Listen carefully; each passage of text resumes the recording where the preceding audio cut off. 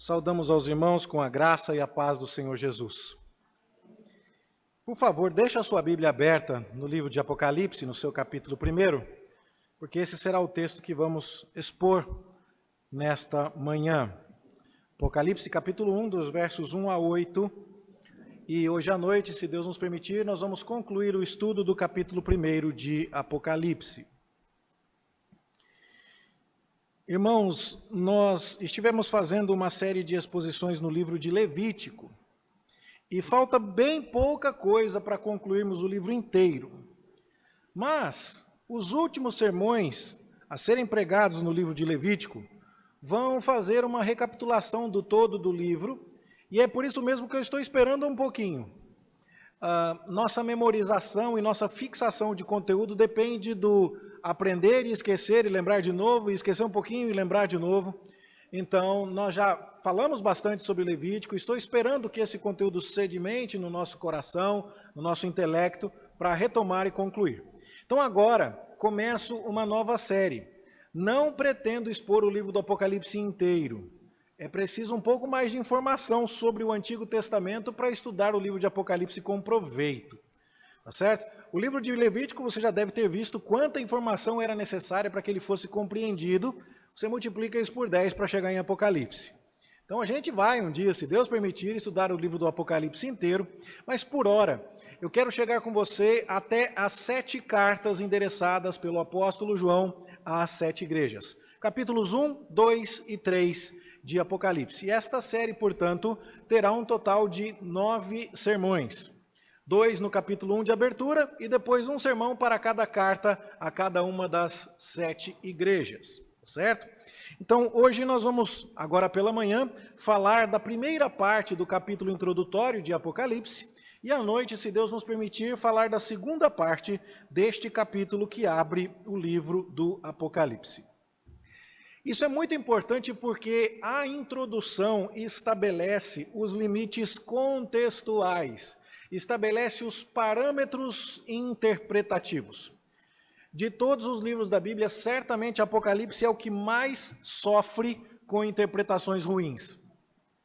É onde você mais encontra especulação e interpretação infundada a respeito do que ali está escrito. E uma das coisas importantes que nós veremos ao estudar este capítulo 1 e ao estudar as 7 cartas às 7 igrejas da Ásia Menor, é que o livro de Apocalipse, como toda a Escritura, aliás, está profundamente enraizado num contexto histórico específico. Esta é uma lição que você pode aprender para interpretar qualquer passagem da Bíblia. Se as pessoas que receberam este livro não entenderam a sua mensagem, então Deus não estava falando com elas? Se só nós hoje, 2000 anos depois, é que somos capazes de entender o que o livro do Apocalipse significa, então Deus escreveu um negócio que durante 2000 anos não serviu para nada? Não é isso que nós acreditamos. Nós acreditamos que o livro do Apocalipse foi muito bem entendido e aplicável ao contexto no qual ele foi proclamado. E que havia um significado específico para aquela época e que serve também para todas as épocas em suas lições gerais. E é isso que nós precisamos entender. Muitos e muitos erros de interpretação do livro do Apocalipse se devem àquela atitude meio nostradâmica. Vocês conhecem Nostradamus? Nostradamus é um suposto profeta da Idade Média que fazia profecias muito abertas e muito vagas. E então ele dizia coisas desse estilo assim: no ano em que o falcão sobrevoar os céus dourados e a águia pegará a serpente com as garras. Pronto, e o que é isso? Isso pode ser qualquer coisa, você enfia qualquer significado que você desejar na águia, pode ser os Estados Unidos, a serpente pode ser, sabe, qualquer coisa que você desejar. Esse tipo de interpretação profética que só seria compreendido depois, e que quem escutou Nostradamus nos seus dias não era capaz de compreender a majestade de suas profecias, a gente não usa para interpretar a Bíblia. Quando o apóstolo João falou o que está escrito aqui, todo mundo entendeu o que ele estava dizendo. E isso é importante para que nos aproximemos da palavra de Deus, sabendo sim que é um livro divino, que é um livro que deve ser interpretado como nenhum outro livro, porque se trata da palavra de Deus, mas que, por outro lado, é um livro no qual Deus fala com os homens, e que, por isso mesmo, tem que ser interpretado como qualquer outro livro. O dilema da interpretação bíblica, em parte, é este. A Bíblia é um livro como todos os outros, mas a Bíblia é um livro como nenhum outro. Então, algumas regras valem para a Escritura, no sentido de o que é que isso significou para quem o leu. Mas outras regras só valem para a Escritura. A Bíblia nunca parou de ter significado relevante e aplicação atual nos seus dias ou em qualquer outro dia. Ela continua viva e eficaz até os dias de hoje. Então, pensando assim, nós já meio que desmistificamos aquela interpretação de Apocalipse. Até porque o próprio nome Apocalipse desperta algum tipo de especulação. Apocalipse é uma palavra grega que só significa revelação. Revelação. Tanto que em inglês o nome desse livro é Revelation. É só isso que significa. E qual é a primeira palavra que você leu aí em Apocalipse, capítulo 1, versículo 1? Revelação. Sabe como é que fala isso em grego? Apocalipse. Mas não é curioso que, quando a gente fala Apocalipse, a gente já está lembrando daqueles filmes de Hollywood, que o chão está abrindo, que vem um cometa que vai destruir o planeta inteiro. Quando nós pensamos em Apocalipse, essa palavra vem carregada de uma conotação de fim catastrófico do mundo e da humanidade. Quando, na verdade, Apocalipse significa basicamente revelação. E isso, então, só nos mostra que só nesta primeira palavra do livro, nós já poderíamos pregar alguns sermões. Eu não sou um pregador assim tão detalhista quanto era, por exemplo, Martin Lloyd Jones. O nosso irmão Fábio é um grande admirador do Dr. Martin Lloyd Jones. Eu também, mas não tanto quanto o Fábio. O Fábio conhece muito mais. Mas Martin Lloyd Jones certamente pregaria uns 3 sermões aqui só nesta primeira palavra do livro. Eu vou dar a você um resumo importante aqui e espero que a gente também aproveite bastante sobre isso. Revelação é o título desse livro. E o que a palavra revelação implica? Implica que alguém te contou algo que você não sabia. Implica que alguém te revelou alguma coisa que você não conseguiria descobrir por conta própria.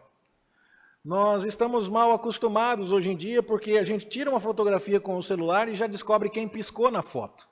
E já descobre se foi pego o nosso melhor perfil ou se o lado torto do nosso nariz é que foi captado pelo fotógrafo. Mas há tempos atrás, quando eu namorava com a minha esposa, só dava para saber se a foto dela ficou bonita ou não, depois de mandar para revelar o filme. Eu tinha que esperar a revelação.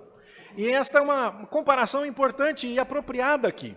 Nós não sabemos a realidade do mundo e nem o que está para acontecer. Nós dependemos de um Deus que nos revela. E isso, por si só, já é algo que deveria nos humilhar, e não no sentido de nos amassar, de nos massacrar, não, mas de nos tornar humildes, no sentido de dizer, eu não sei, e eu dependo de quem sabe. E Deus é quem sabe das coisas, e Deus é quem me revela aquilo que eu preciso saber.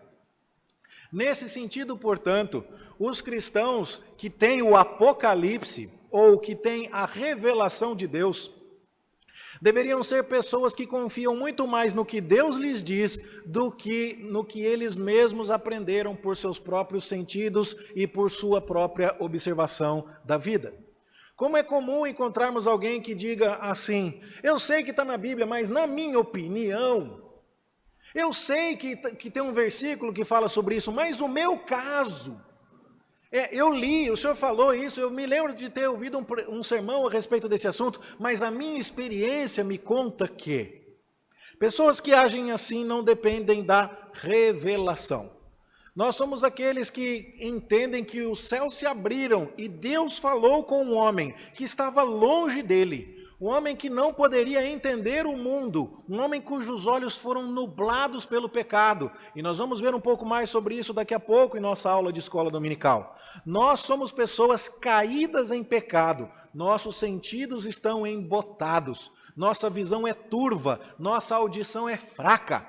Nossos sentidos não percebem adequadamente o mundo e nós dependemos de Deus para nos revelar as coisas. Nós não temos todos os detalhes. Deus é quem está do seu trono coordenando e dirigindo todo o universo. Ele é quem sabe das coisas. Assim, nós dependemos de Deus para saber o que é preciso para enfrentar a vida.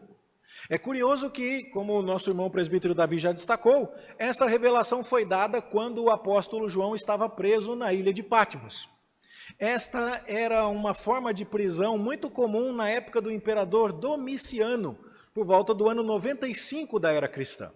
Isso faz com que o apóstolo João, se o livro do Apocalipse foi mesmo escrito nessa época, como entendemos, isso faz com que o apóstolo João já fosse um homem bastante idoso, o último apóstolo sobrevivente, com cerca de 85 a 90 anos de idade. E preso numa prisão de segurança máxima, uma ilha, de onde ele não conseguiria escapar nadando, a não ser que viesse dentro de um navio romano. E então nós vemos o imperador perseguindo a igreja, um último apóstolo vivo, mas preso. Nós vemos um momento de profunda crise para quem olhasse a vida da igreja com olhos meramente humanos. O que está acontecendo com a igreja? Cristãos estão morrendo queimados, cristãos estão sendo comidos pelas feras no Coliseu, cristãos estão sendo perseguidos, espoliados de seus bens. Os apóstolos morreram, o último apóstolo João está preso na ilha de Patmos. E agora? E aí então Deus diz assim, eu vou contar para você uma coisa que você não sabe. Eu vou mostrar para você uma coisa que você não viu. E aqui nós já começamos a perceber a importância da revelação. Quantas e quantas vezes os nossos problemas não mudam, mas o nosso jeito de encará-los muda, porque a gente começou a ver aquilo que nos parecia ruim como algo bom dentro dos propósitos soberanos e eternos de Deus. Então, isso é muito importante entendermos já nesta primeira palavra do livro do Apocalipse. Revelação. Nós somos um povo que depende de ouvir a voz de Deus. E aqui foi dito, bem-aventurados aqueles que leem, aqueles que ouvem estas palavras. E foi por isso mesmo que nós cantamos, eu estou pronto, Senhor, para ouvir-te falar. Fala, Senhor, todo o meu ser te ouvirá, revela-te, Senhor, porque nós queremos saber o que tens a nos dizer. Nos dias em que vivemos, nós encontramos muitas pessoas ditas cristãs, que são facilmente convencidas de que nós ignoramos o futuro. Todos nós costumamos admitir que não sabemos o que vai acontecer. E nesse sentido a gente gosta da palavra revelação. Porque a gente admite que não sabe quando é que a pandemia acaba. A gente não sabe se a variante Ômicron vai chegar em Goiânia, ou se ela vai trazer um novo lockdown. A gente não sabe do futuro. E nessa hora, quando se fala de revelação, a gente fica bem humilde e até presta alguma atenção em quem quer nos dizer alguma coisa. E parece que nesse sentido, há uma certa boa vontade das pessoas para com o livro do Apocalipse. Porque está escrito aqui, para mostrar aos seus servos as coisas que em breve devem acontecer. Esse tipo de curiosidade, vários tipos de cristãos, nominais ou não, fiéis ou não, costumam exibir. Isso é o que está escrito aqui no versículo 1 e tem, portanto, a ver com o futuro. Você quer saber o que vai acontecer? Leia a revelação. Porém, nós não costumamos ver o mesmo interesse para que se leia a Bíblia com relação ao que se deve fazer no presente. Eu quero saber o que vai acontecer, dependo de revelação. Mas e para saber o que eu tenho que fazer hoje? Eu dependo de revelação também. Olha o que diz o texto no versículo 3. Bem-aventurados aqueles que leem e aqueles que ouvem as palavras da profecia e guardam as coisas nela escritas, pois o tempo está próximo. Ou seja, revelação não é só para satisfazer curiosidade. Revelação não é simplesmente para te dizer algumas coisas a respeito do futuro, embora Deus faça isso na sua palavra. Mas a grande preocupação de Deus nunca foi que nós tivéssemos um mapa e uma tabelinha e uma lista de eventos futuros que acontecerão na sua sequência, para que nós fôssemos ali dizendo, isso aqui já aconteceu, aquilo já aconteceu, o próximo evento será este. Esta nunca foi a preocupação primária de Deus ao nos trazer a sua revelação. A preocupação primária de Deus é, você vai viver hoje, aqui e agora, com relação a mim, fazendo isto e fazendo aquilo. Por isso, bem-aventurados os que ouvem a palavra da profecia e guardam as coisas nela escritas.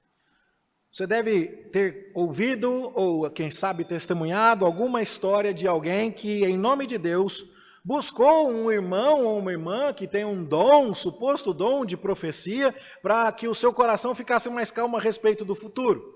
Não, Deus dá a palavra àquele irmão, àquela irmã, e aí você vai lá e pergunta assim, irmão, será que eu vou casar?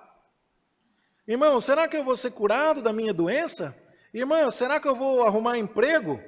E então os supostos reveladores, entre aspas, fazem aqueles, entre aspas, revelamentos, porque não pode ser revelação, e dizem, eis que te digo, ó servo do Senhor. E aí nadam de braçada, né? E aí a crentalhada pira, erradamente, porque a revelação que Deus dá a você e a mim tem a ver com o futuro para que você o saiba, mas saiba as avenidas, não os detalhes, para que você saiba que está tudo sob controle, para que você saiba que Ele está agindo e que Ele nos levará à vitória final. Mas a grande questão é o que nós devemos fazer agora.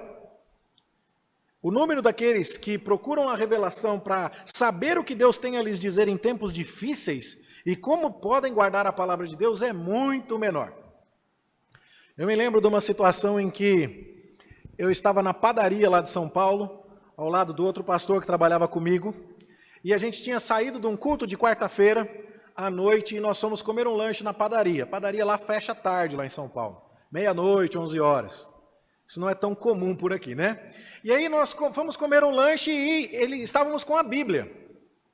E aí então a Bíblia estava lá em cima da mesa e nós estávamos esperando o nosso lanche. Quando o lanche chegou, apareceram dois rapazes. Um deles sóbrio e o outro trêbado, porque bêbado é de dois, né? Trêbado, ele já estava um pouco mais para frente. E ali ele começou a conversar com o amigo, quando ele olhou a Bíblia do lado ali, ele pegou a Bíblia, falou, senhor, dá licença. E aí pegou a Bíblia e começou a ler a Bíblia, o bêbado, para o camarada que estava sóbrio. E começou a dar lições para ele. E aí ele ficou olhando para nós e o camarada sóbrio não estava gostando muito da ideia, né? E aí ele olhou e falou assim, eu acho que eles são pastores, eu acho que você devia falar com ele, porque a gente estava com cara de pastor, né? Roupa de pastor. E aí então o bêbado pegou e olhou para nós e falou assim, fala aí da parte de Deus para mim, dá uma profecia. Eu falei, claro. Aí eu abri em Efésios 5,18 e li, profecia da parte de Deus para você, não vos embriagueis com vinho, mas enchei-vos do Espírito. Vai ficar sóbrio, seu sem vergonha. Para de brincar com a Bíblia, seu.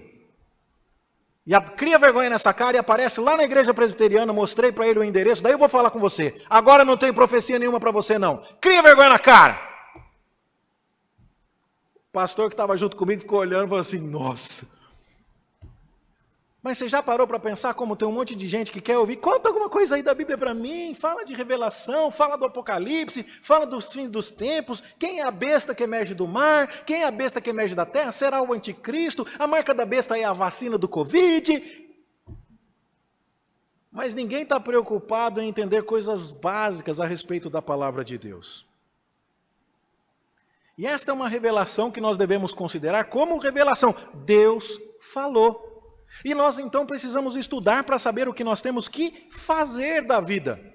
Não é nada especulativo aqui. É uma questão de vida, uma questão de coerência, uma questão de comportamento. O texto, inclusive, vai dizer aqui que a revelação é a revelação de Jesus Cristo que Deus lhe deu. Embora a palavra de Jesus aqui possa significar que é uma revelação sobre Jesus, A sequência da frase, tanto no português quanto no grego, nos dão a ideia de que se trata de uma revelação sobre Jesus Cristo. Revelação de Jesus como sendo Jesus o assunto. E que Deus lhe deu, sendo então Deus o Pai a fonte da revelação. Deus o Pai revelando a nós a respeito de Jesus, o seu Filho. E isso é feito através de um anjo, que está mencionado aqui no versículo 1, que notifica a João tudo o que deve acontecer. Poderia ser que esse anjo fosse o próprio Senhor Jesus, porque Jesus é chamado de o anjo do Senhor em outros lugares do Antigo Testamento, mas lá no final do livro nós vemos que há um anjo que está falando com João, e João inclusive deseja adorá-lo, e o anjo repreende João para não fazer isso. Nosso Senhor Jesus recebe a adoração dos seus apóstolos. Então tudo nos leva a crer aqui que um anjo mesmo trouxe da parte de Deus uma revelação sobre a pessoa de Jesus e a entregou ao apóstolo João.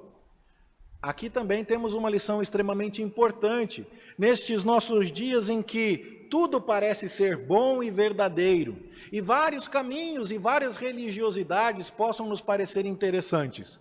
Sem Jesus Cristo, a parte da revelação do Filho de Deus, que é a revelação culminante, nada se pode saber de maneira verdadeira e definitiva. Você sabe que Deus falou muitas vezes e de muitas maneiras no Antigo Testamento, e que Hebreus capítulo 1, verso 1, vai nos dizer que o ápice da revelação de Deus a nós é quando o verbo, a palavra, se faz carne. É quando o próprio Deus, ao invés de nos mandar recado por meio dos seus profetas, ele vem até nós na pessoa do seu Filho e fala conosco e interage conosco de maneira que possamos entendê-lo completamente. Então, além de aprendermos sobre o que é a revelação, nós aprendemos aqui que sem a pessoa do Senhor Jesus Cristo, nós não sabemos nada da vida.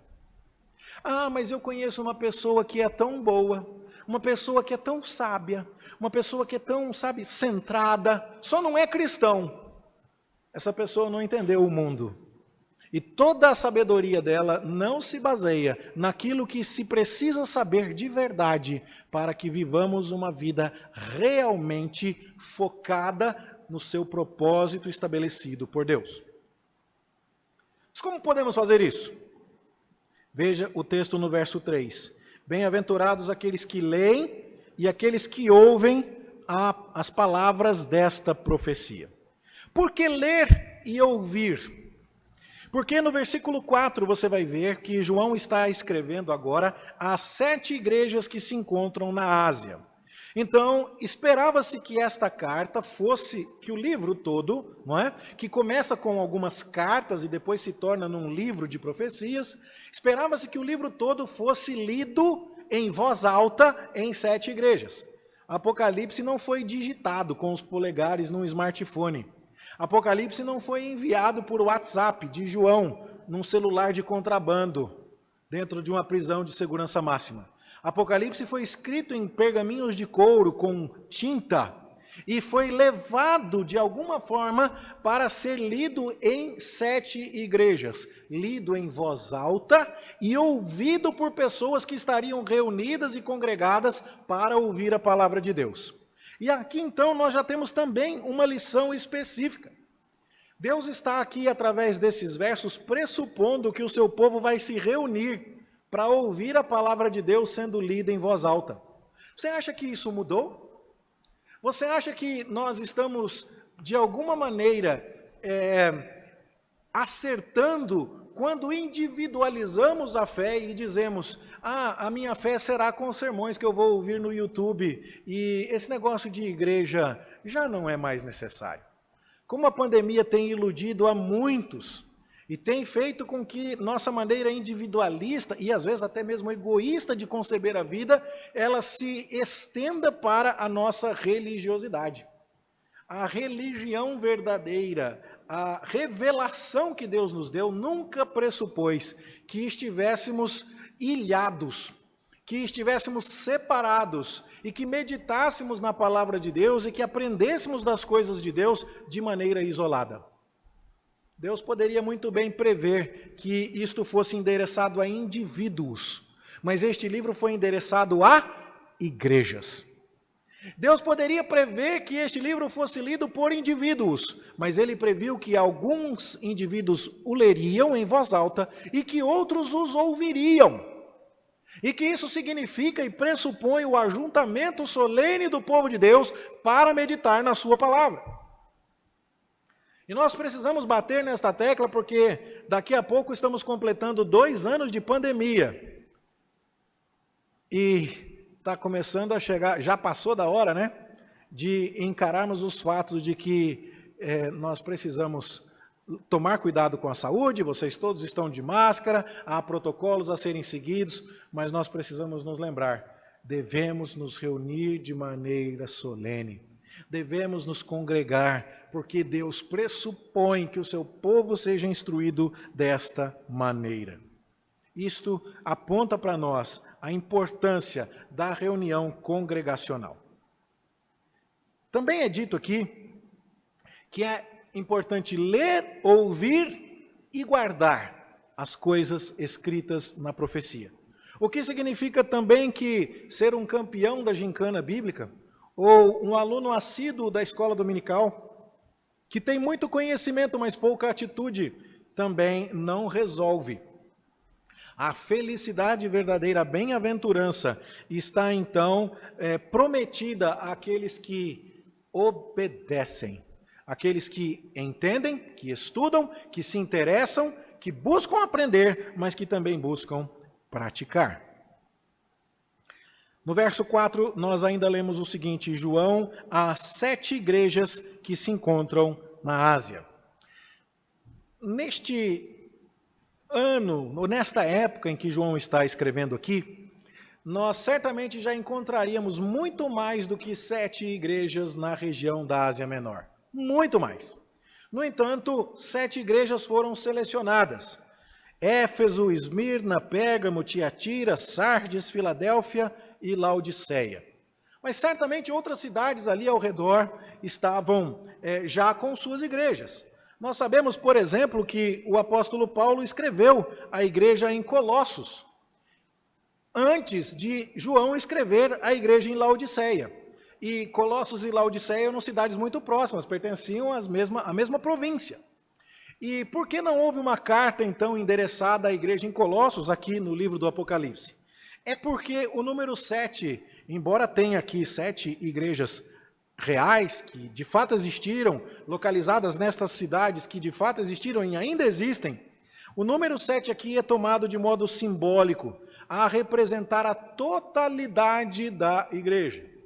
E isso é importante porque começaremos a estudar as cartas às 7 igrejas e nós veremos que as tentações e os pecados e as advertências que são pertinentes a cada uma daquelas igrejas são totalmente pertinentes a nós nos dias de hoje. É como se nós lêssemos o livro do Apocalipse e disséssemos: esse cara sou eu. Está aqui o meu problema. Está aqui o meu pecado, está aqui o encorajamento de que eu preciso, está aqui a promessa que é destinada a mim e que consola e que enche de esperança a minha alma.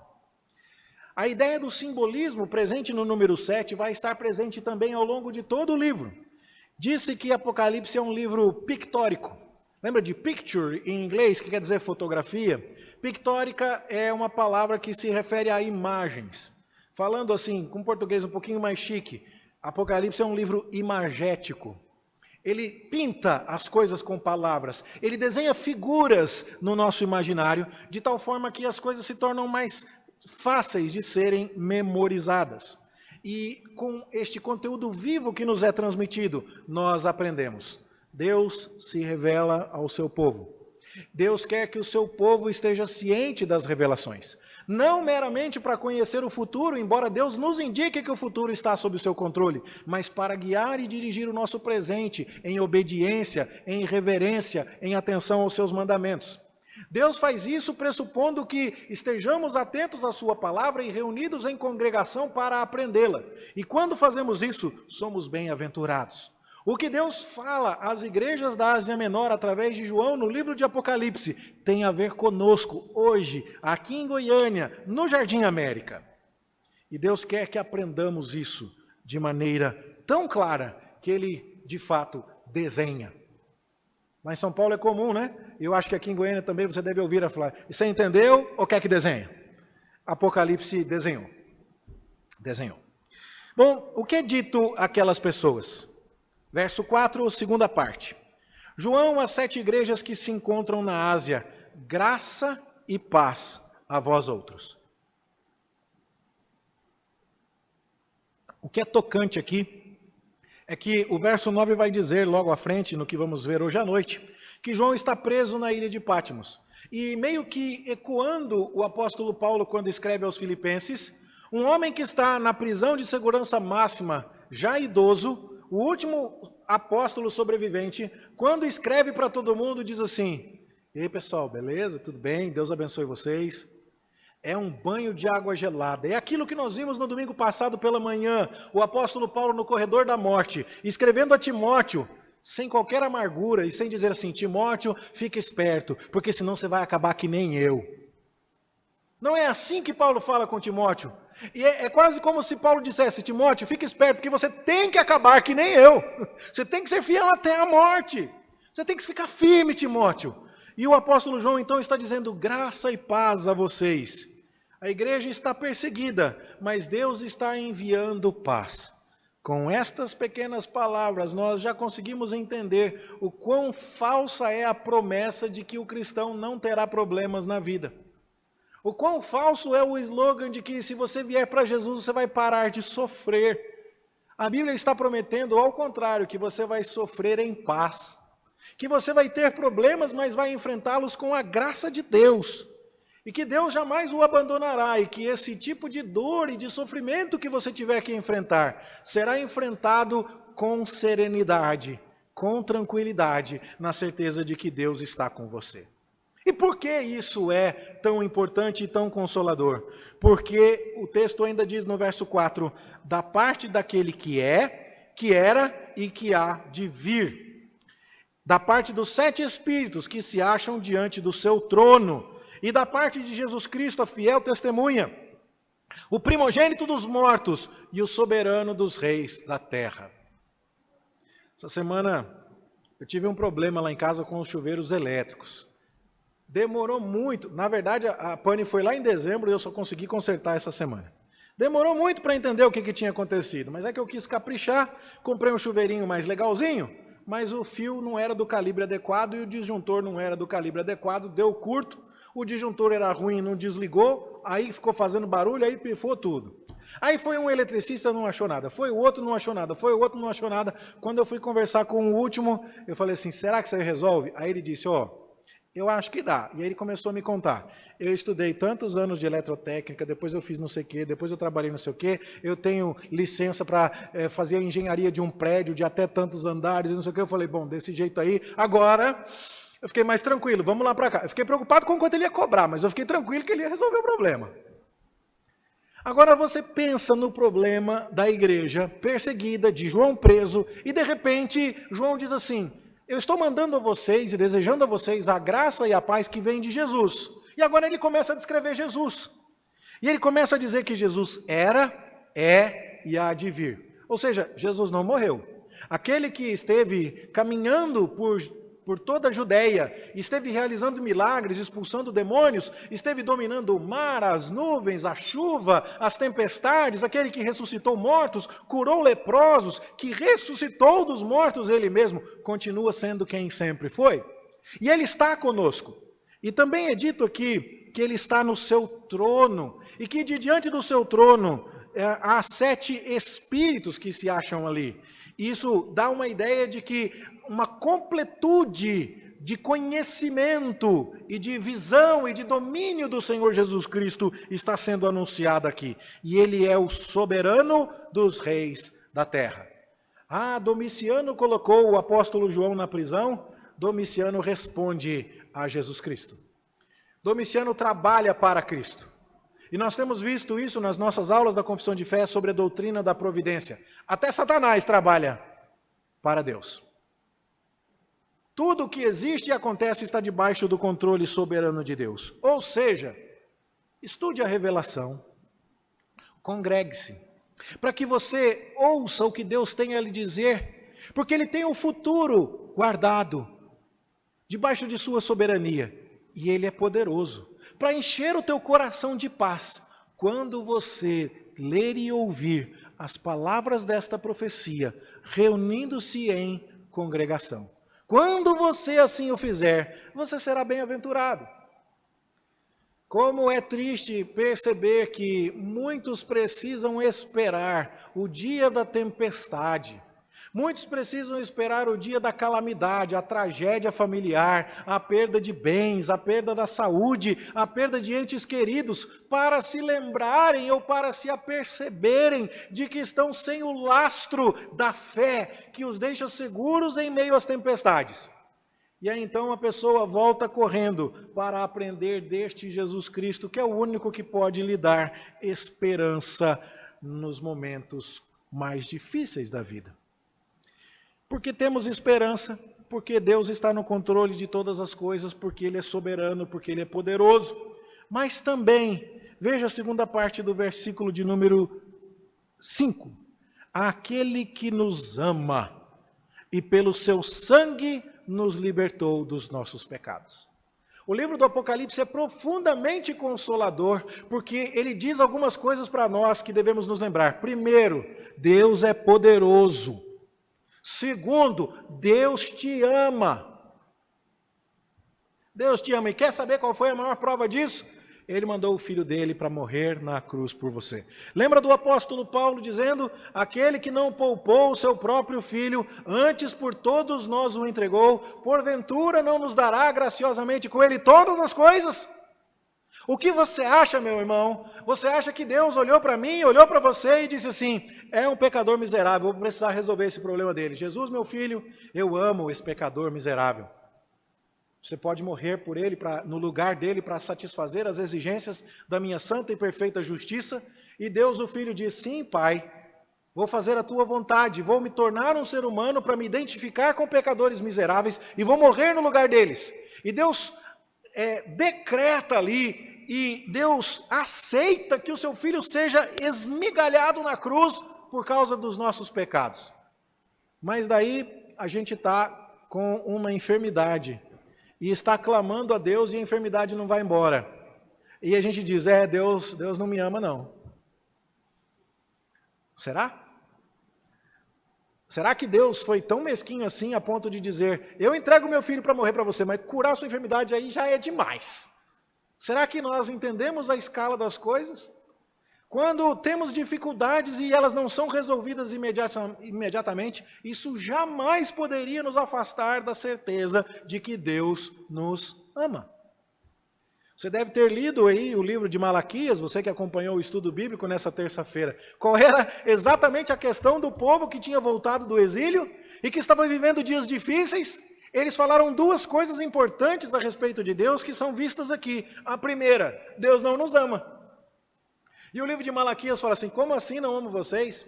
Olha lá o que aconteceu aos edomitas, descendentes de Esaú. Foram destruídos e não vão voltar mais.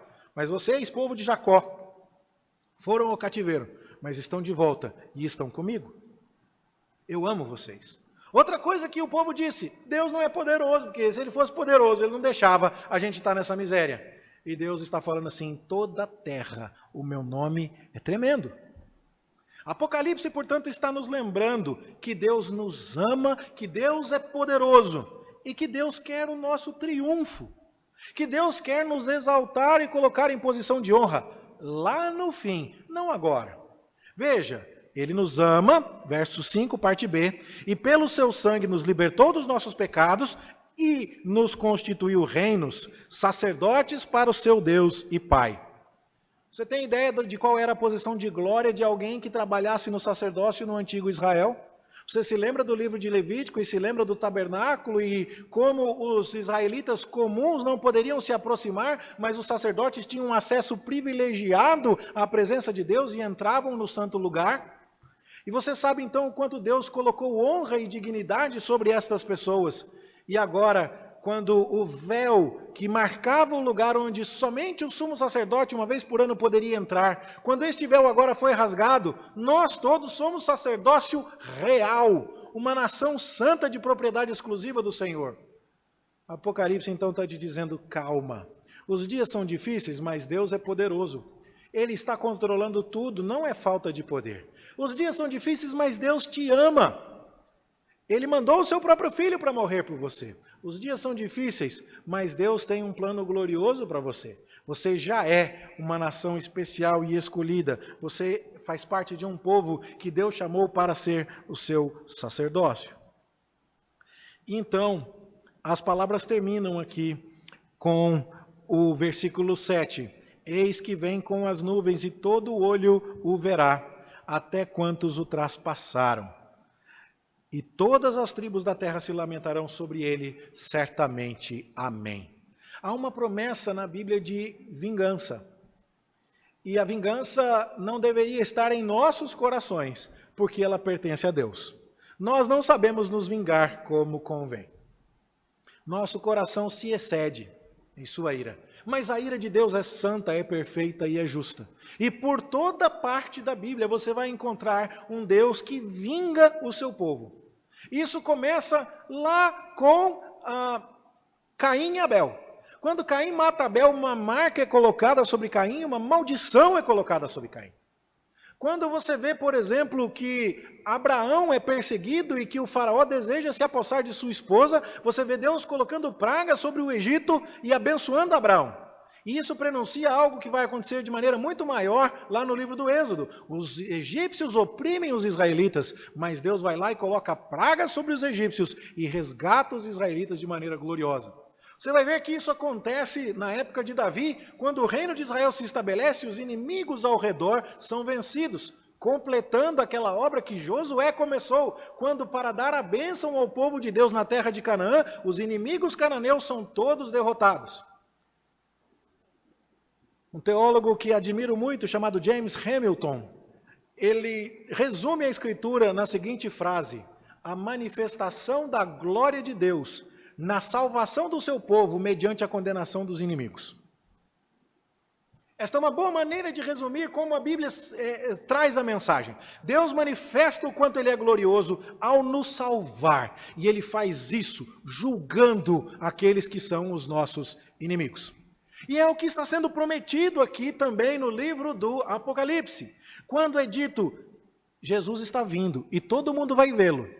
Pode ser que Domiciano, que mandou agora que João fosse preso, não estivesse atento a Jesus. Pode ser que os carrascos da prisão na ilha de Patmos, que estavam ali judiando de João, não estivessem muito atentos à soberania de Jesus. Mas ele ia voltar e todo mundo ia ver. Até mesmo aqueles que o crucificaram, que o traspassaram. E então o dia da vingança do Senhor viria, de tal forma que todas as tribos da terra haveriam de lamentar. Por quê? Por que não me dobrei? Por que não me curvei a esse Senhor? Por que ignorei esta mensagem? Afinal de contas, trata-se do Alfa e Ômega. Alfa é a primeira letra do alfabeto grego e Ômega é a última letra do alfabeto grego. Trata-se daquele que estava no princípio de todas as coisas e que está e estará no fim de todas elas. Trata-se daquele que é o Todo-Poderoso. Nosso Senhor Jesus triunfará. A nossa vingança está a caminho. As coisas não ficarão para sempre assim. Então perceba o quanto essa revelação é completa e consoladora. Está sendo dito para nós, graça e paz a você, igreja. Os dias são difíceis, João está preso, os cristãos estão sendo torturados, a igreja sendo perseguida, e nós vamos ver isso ao longo do estudo das 7 cartas. Mas existe um Deus poderoso que está no controle de tudo, o soberano dos reis da terra. Esse Deus nos ama porque Ele nos entregou o seu Filho. Esse Deus, Ele quer o nosso triunfo e vai nos colocar numa posição de glória, nos constituiu como reino e sacerdotes. Esse Deus triunfará, Ele virá com as nuvens, dando uma ideia de que a sua carruagem e seu veículo de locomoção é muito mais glorioso do que qualquer charrete imperial. E Ele então vai fazer com que todos os que o recusaram se lamentem, porque Ele vai tomar vingança do seu povo. Só tome cuidado numa coisa. Esta palavra não é para todos. E eu tenho muito receio de que você se aproprie destas palavras como se elas fossem para você, quando na verdade elas podem não ser. Está cheio de gente quase que falando assim, não, tomo posse, vem e vem. Mas para quem essas palavras foram dirigidas? Olhe comigo ali no versículo 1. Revelação de Jesus Cristo que Deus lhe deu para mostrar aos seus servos. Tudo isso aqui não vale para qualquer pessoa não, viu? Isso aqui é promessa de Deus, é garantia de Deus, é consolo de Deus, é esperança que vem de Deus, é a graça e a paz que vem de Deus para os servos. É dito também que o apóstolo João é um servo, no final do versículo 1. E o que é que estava acontecendo com aquele servo? Estava sofrendo por amor a Jesus e por fidelidade a Jesus lá na ilha de Patmos.